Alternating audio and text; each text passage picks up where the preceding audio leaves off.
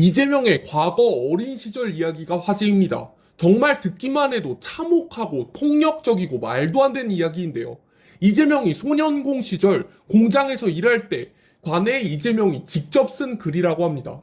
나보다 1살 어린 꼬맹이 여자아이가 나이를 2살이나 속여 자신에게 누나라고 부르게 하였다며 그 여자아이의 머리끄댕이를 잡아 버르장머리를 가르쳐주고 점심시간에 식당에서 건방지게 놀던 힘약해 보이는 동료에게 식판을 집어 던지는 만행을 저짐으로써 어느 정도 공장 내에서 위치를 차지하게 되었다고 써 있습니다. 이게 어려서부터 볼 수 있는 이재명의 성격입니다. 원희룡 장관의 아내인 정신과 의사가 그랬듯 전형적인 소시오패스의 느낌을 보입니다. 본인이 공장 내에서 올라가기 위해서라면 남의 고통에는 일절 관심이 없으며 이게 나이가 어려서 그랬구나라고 생각할 수 없는 것이 본인이 나중에 나이 먹고 직접 써서 이 글을 올렸다는 겁니다. 이 일을 자랑스럽다 생각한 걸까요? 이유는 알 수 없죠. 이게 도덕적으로 문제가 된다는 걸 스스로 인식하지도 못한 게 아닐까 싶습니다. 정신과 의사의 말에 의하면 이재명은 형과 형수한테 한 욕설, 김부선 씨와의 연애 등을 볼 때 남의 고통이나 피해에 전혀 관심이 없다. 소시오패스의 전형적인 모습이라고 말했습니다. 이에 이재명은 사과를 요구하면서 사과하지 않을 시 고발하겠다고 말했는데요. 원희룡은 당당하게 고소할 테면 해라. 내 아내가 거짓말을 했다 생각하지 않는다. 아내의 발언을 전적으로 지지한다고 대답했죠. 결국 재판의 결과는 어떻게 됐을까요? 허위사실 유포, 무혐의가 나왔습니다. 검찰로 가지도 않았습니다. 검찰에 가기도 전에 경찰에서 이건 유죄가 아니라면서 불송치로 의견을 낸 겁니다. 사실 정신과 의사가 당연히 자기의 의견을 얘기할 수 있는 게 아니겠습니까?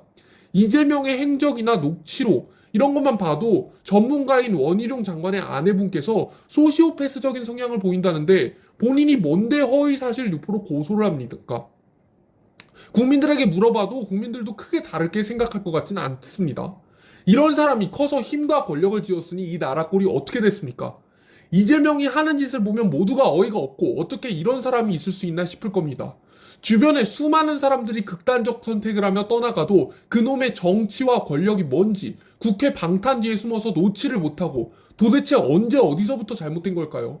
이를 알아내기 위해 이재명의 고향에 이재명의 어린 시절을 기억하는 90대 노인에게 물어보았습니다. 성창경 선생님의 유튜브에 따르면 마을 노인들은 이재명에 대한 기억을 이렇게 한다고 합니다. 이재명은 어릴 적부터 개구장이 같은 모습이 아니라 되바라져서 어린아이들 같지 않게 못되게 굴었다. 다른 아이들은 학교에 갈 때 학교도 가지 않고 동네를 빈둥거리면서 돌아다니면서 못된 짓만 일삼았다. 쟤는 커서 무엇이 되고 그러나 하면서 어른들이 생각했다고 합니다. 이재명은 눈치나 살살 살피면서 남의 집 쇠붙이란 쇠는 다 엿장수한테 갖다 주고 그리고 한 번은 수리하려고 빼놓은 전기날을 훔쳐다가 갖다 줬다고 합니다. 그야말로 그냥 도둑질이죠. 워낙 어릴 때부터 못된 짓만 하다 보니 도둑이나 깡패가 될 줄 알았더니 어찌해서 갑자기 TV에 대통령 후보가 됐었는지 알 수 없는 노릇이라며 동네 사람들이 이구동성이라고 합니다. 지금의 이재명은 어릴 때와 전혀 다르지 않다며 목적 달성을 위해서는 수단과 방법을 가리지 않고 막무가내인 것이 어릴 때와 품성이 똑같다. 이런 사람을 처벌하지 않는다면, 엄벌에 처하지 않는다면 도대체 누가 감옥에 가고 누가 처벌을 받는단 말입니까? 전국의 범죄자들이 다 억울하겠죠. 또 다른 어린 시절 이재명 이야기를 해드리자면 이재명은 어린 시절 교사에게 아주 많이 맞고 자랐다. 워낙 장난기가 많았다고 합니다. 심지어 아버지가 이재명을 아주 싫어해서 아버지와의 갈등이 심했는데 이재명은 가난보다도 아버지가 더 원망스러웠다고 밝혔습니다. 이렇게 가정 환경이 안 좋은 아이들 같은 경우에는 커서 문제가 생기는 경우가 아주 많죠. 어릴 때부터 이재명은 이렇게 구타 맞는 것이 일상이었는데 공장에 가서 일하게 됐을 때도 작업 반장에게 두들겨 맞았다고 합니다. 왜 맞았을까요? 이렇게 하도 맞다 보니까 우울증으로 17살부터 극단적인 선택을 시도했는데 수면제를 먹고 죽으려다가 이를 눈치챈 의사가 소화제로 바꿔줘서 살았다고 합니다. 이재명은 하도 맞다 보니까 자기도 나중에는 애들을 패고 싶어서 선생님이란 꿈을 갖게 되었다고 말했습니다. 이게 얼마나 말도 안 되는 일입니까? 자기가 어려서부터 너무 많이 맞아가지고 자기도 사람들을 때리고 싶어가지고 선생님이란 꿈을 갖게 되었다니요. 이래서 어렸을 때는 행복하게 사랑받고 자란 아이들이 끝까지 잘 자라난다고 하는 겁니다. 이재명은 이미 어려서부터 뭔가 어긋난 겁니다. 정신적으로 문제가 생긴 거예요. 정신과 의사도 말하지 않습니까?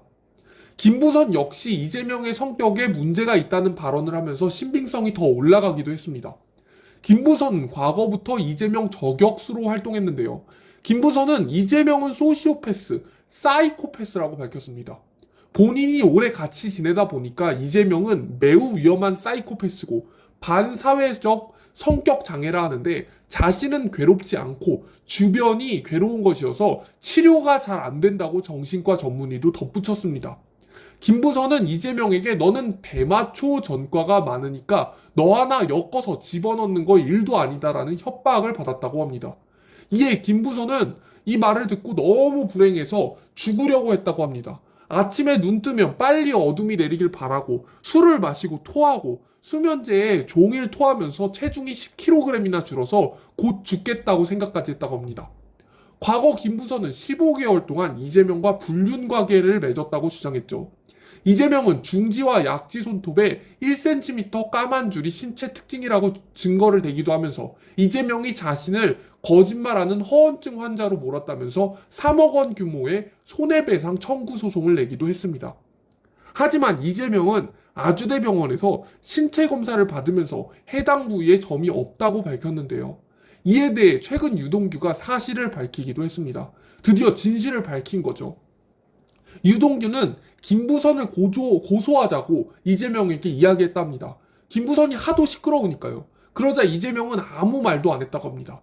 그러자 유동규는 의아했던 거죠. 선거 때마다 김부선 이야기가 나오면서 이재명을 공격하는데 이해가 안 간다. 그냥 고소해가지고 빨리 끝내는 게 낫지 않느냐. 이재명에게 도대체 왜 이걸 계속 질질 끄는 거냐. 김부선에게 왜 아무런 조치를 하지 않는 거냐. 솔직하게 말해봐라. 뭔 일이 있었어요. 뭔 일 있는 거 아니잖아요. 그냥 솔직하게 말해주세요. 라고 이재명에게 말하자 이재명이 김부선을 만나서 집에 바래다 준 적은 있다. 남자가 뭐 그렇게 김부선에게 호감이나 호기심을 느낀 적은 있다. 라고 대답했다고 합니다. 하지만 이재명이 끝까지 나는 모른다. 나는 김부선이랑 그런 거 모른다. 일관하고 개딸들 같은 이재명 추종자들이 계속 생겨나면서 그것을 믿어주면서 김부선이 점점 불리해졌죠, 상태가. 결국 김부선은 국민들에게 여론이 정말 안 좋아졌습니다. 이재명 추종자들이 너무 많이 생겼으니까요. 그래서 결국 김부선은 나는 오래전에 이재명을 만났고 정말 좋아했다. 불륜이지만 정말 좋아했지만 이젠 잊었다. 오래전 일이니까 이제 그 3억 원 규모의 손해배상 청구, 민사소송을 취하해 주겠다면서 이재명에 대한 손해배상 청구 소송도 취하하면서 쓸쓸하게 돌아갔다고 합니다. 김부선이 결국 이재명에게 항복선언을 한 거죠. 이재명의 성격은 바로 이런 성격입니다. 보통 성격이 아니죠.